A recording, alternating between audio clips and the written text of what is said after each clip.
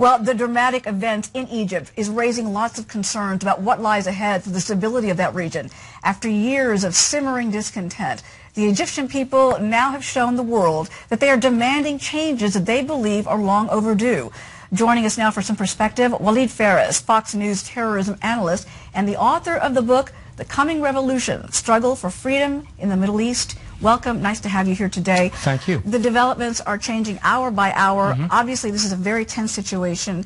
What do you make of the fact that at this moment the military seems to be holding the crowds in place and that we have this new vice president in charge under Mubarak at this point?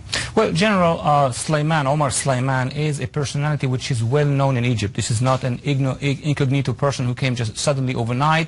He has been the envoy of the President Mubarak to solve a lot of problems outside Egypt and sometimes to negotiate with factions on the inside. He also has the trust of the military, which is important because it's the only institution today that can maintain order and security inside the country. And as we saw in those images, citizens like the military in Egypt.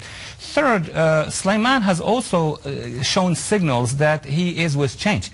A few years ago, he has been negotiating in Beirut or among Lebanese, and he supported the Cedars Revolution. So it is somebody who is certainly within the system, within the government, close to Mubarak, but could be coined in the future probably if he is successul as a Gorbachev. But he's still Mubarak's man, and we don't know how the public is going to really take to this and to see if it really means anything. We've got al-Baradei under house arrest. What are the implications for that? Al-Baradei seems the man of change, the one who wants to represent the masses. His only problem is he doesn't have his own organization.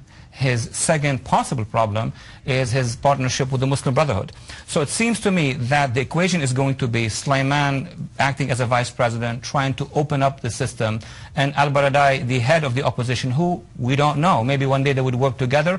Maybe al-Baradei at one point would become a prime minister. And if there are elections, he could become the president. How concerned are you about the unrest that's happening right now in Egypt in terms of the implications for the rest of that region, talking about countries like Yemen, Jordan, even Syria, to see if we're going to see similar acts of protest in those countries? All forces in the region, in the Arab world in particular, are watching what's happening in Egypt. Egypt is the largest Arab Muslim, actually Sunni country in the area. Wherever the direction is going to go is going to influence Yemen, Algeria, Jordan, but even those countries who have one-party system and who are very strong in security like Syria, I would even say Iran. Iran and Syria are watching Egypt and they are applauding the fact that Mubarak may go, but this may caught also to their own public and catch their own public, and then there could be changes there as well. Tensions remain very high. Walid Phares, thank you so much for your expertise. It's always appreciated. Thank you.